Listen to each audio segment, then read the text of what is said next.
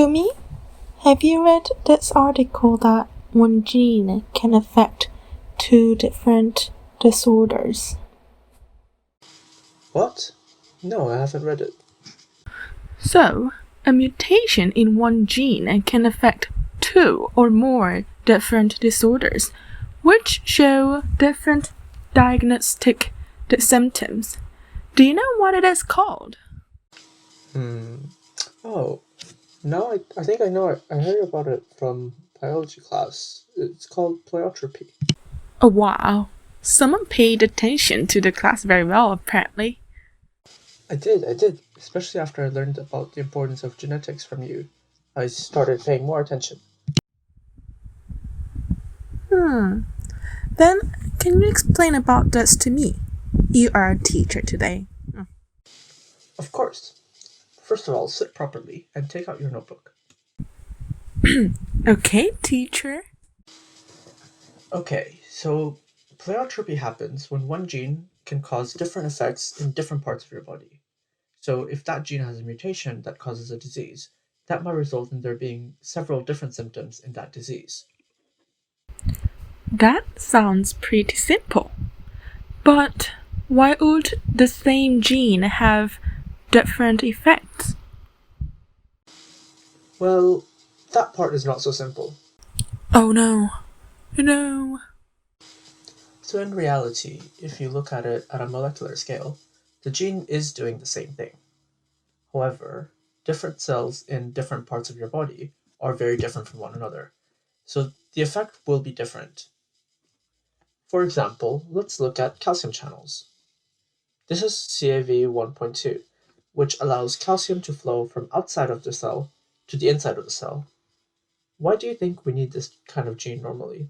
I know about this. I was the one who taught you this in the previous video. When ions go into the cell, they create a positive charge. So the cell acts like an electrical wire to pass signals to other cells. Exactly. So CAV 1.2 does that, both in the brain and in the heart. By allowing signals to pass from neuron to neuron, it helps make your brain function. By allowing signals to pass throughout your heart, it can make sure that your entire heart beats at a proper and consistent rhythm. But in the brain, once the calcium ions go inside, they interact with the parts of the cell responsible for long-term memory and for sending signals to other cells. But in the heart, once the calcium ions go in, they cause the muscle to contract. So if you have a mutation in CAV 1.2, you might have both heart problems and neurological problems. This happens in a disease called Timothy syndrome. Unfortunately, right now there's no real cure for Timothy syndrome, but children with the disease have a range of cognitive problems and seizures, as well as heart disease.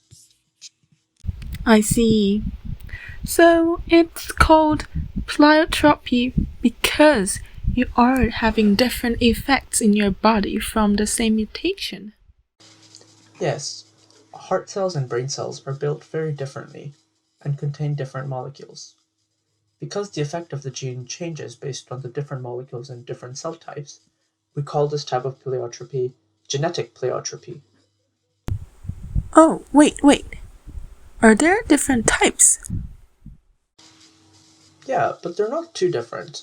Let's stick to our CAV 1.2 example, but let's focus on the brain.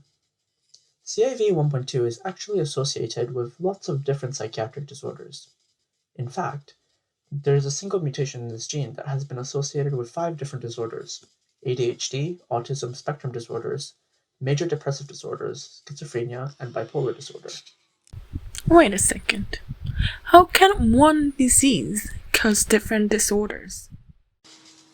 That's a great question. We need to think about this critically.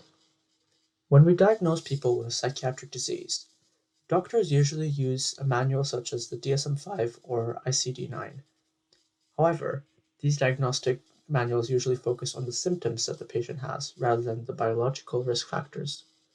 Why do you think two patients with the same biological risk factors might have their symptoms appear in different ways? Because psychiatric disorders are also influenced by social and psychological factors? Exactly. So sometimes two or more disorders with different diagnostic criteria might actually have the same genetic risk factors. I have a question. Go ahead.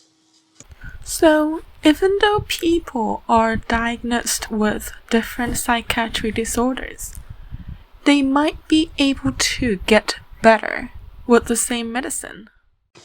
Yes, that's absolutely correct. In fact, there are many recent studies showing that patients can actually have clusters of two or more disorders happening at the same time. For example, bipolar disorder is often accompanied by ADHD, obsessive-compulsive disorder, anxiety, and alcohol abuse. Depressive disorders as well is often categorized alongside anxiety disorders, cognitive dysfunction, and personality disorders.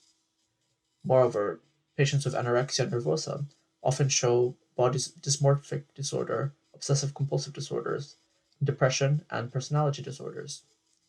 Therefore, the same medication can have efficacy in multiple psychiatric disorders that are categorized differently according to the DSM. Wow, that's really cool.